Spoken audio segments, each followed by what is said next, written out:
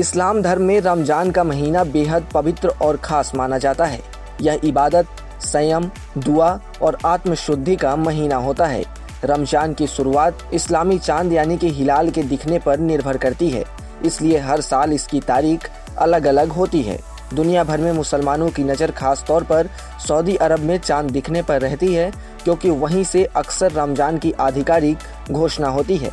इस बार भी सऊदी अरब की सुप्रीम कोर्ट ने लोगों से 17 फरवरी की शाम चांद देखने की अपील की है। अगर उस दिन चांद नज़र आ जाता है तो वहां पहला रोजा 18 फरवरी 2026 को रखा जाएगा और अगर चांद नहीं दिखता तो 19 फरवरी से रमजान शुरू होगा। भारत, पाकिस्तान और अन्य दक्षिण एशियाई देशों में भी रमजान की शुरुआत चांद दिखने के बाद ही तय होती है। आमतौर पर सऊदी अरब में एक दिन पहले रमजान शुरू हो जाता है। ऐसे में भारत में 18 फरवरी की शाम चांद देखा जाएगा। अगर उस दिन चांद नजर आ जाता है तो भारत में पहला रोजा 19 फरवरी 2026 को रखा जाएगा और अगर चांद नहीं दिखा तो 20 फरवरी से रमजान की शुरुआत होगी। यही वजह है कि मुसलमान बेसब्री से चांद का इंतजार करते हैं, क्योंकि उसी के साथ इबादतों का पाक महीना शुरू हो जाता है। बता दें कि रमजान इस्लामी कैलेंडर का 9वां महीना है। इस दौरान मुसलमान सुबह फजर की नमाज से पहले सेहरी करते हैं और सूरज डूबने तक कुछ भी नहीं खाते पीते। सूर्यास्त के बाद इफ्तार के साथ रोजा खोला जाता है।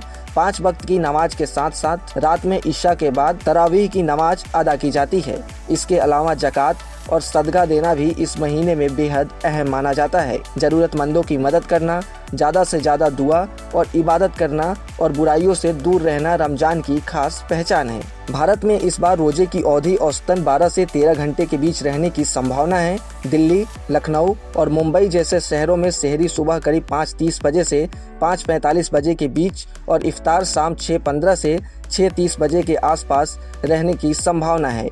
वहीं मक्का में रोजे की अवधि करीब 11 से 12 घंटे के बीच रहेगी, जो महीने के अंत तक थोड़ी बढ़ जाएगी। धार्मिक मान्यता के अनुसार इसी महीने में पैगंबर हजरत मोहम्मद पर कुरान की पहली आयतें नाजिल हुई थी, इसलिए रमजान को रहमत और बरकत का महीना कहा जाता है।